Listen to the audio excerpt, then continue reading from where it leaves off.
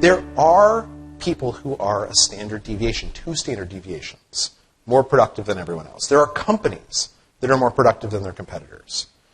And what's particularly interesting is they only also have 24 hours in each day. So what makes them different? Now, initially when I was researching this, what I figured to myself is, well, these people who are different, these people who are more productive, it must be that they take all the distractions of contemporary life and they somehow build a barrier, right? They somehow think the same way that our ancestors did 300 years ago, before we had iPhones or BlackBerries, and before the email was intruding on everything. And as I talked to the researchers, what they said is, that is completely wrong. It is not that the most productive people somehow build these barriers to protect themselves. It's that the most productive people have trained themselves, almost habitually, to think slightly differently. In fact, to think a little bit more. What they realize is that our brains were programmed, designed, over millennia, to enjoy distractions, to look for multitasking. 1,000 years ago, if you were someone who could plant crops and look for predators at the exact same time, you had a huge advantage over anyone who could only plant crops or only look for predators, right? The ability to multitask was the killer app for thousands and thousands of years. And that was great until about 150 years ago, right when the Industrial Revolution starts, and particularly the last 30 years, when the digital revolution comes to fruition. Today, if you're multitasking, if you're attracted to being distracted, this is a huge drawback.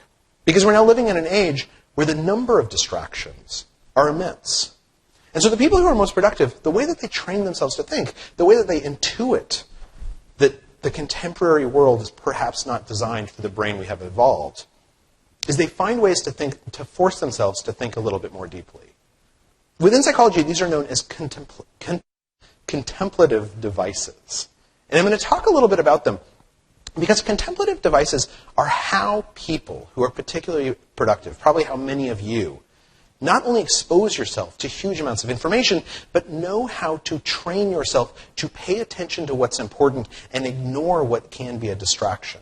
It's how we teach ourselves to reflect on what matters the most, what our priorities should be. And the more that we invest in these contemplative devices, the more that we lean into them, the more we take control over how productive we genuinely are.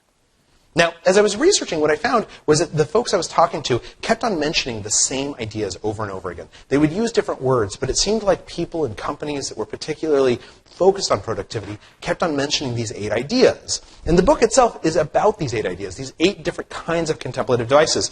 We don't have time to go through all of them today, but I did want to focus on 2 of them because I think that they offer some kind of unique insights. And the first is innovation.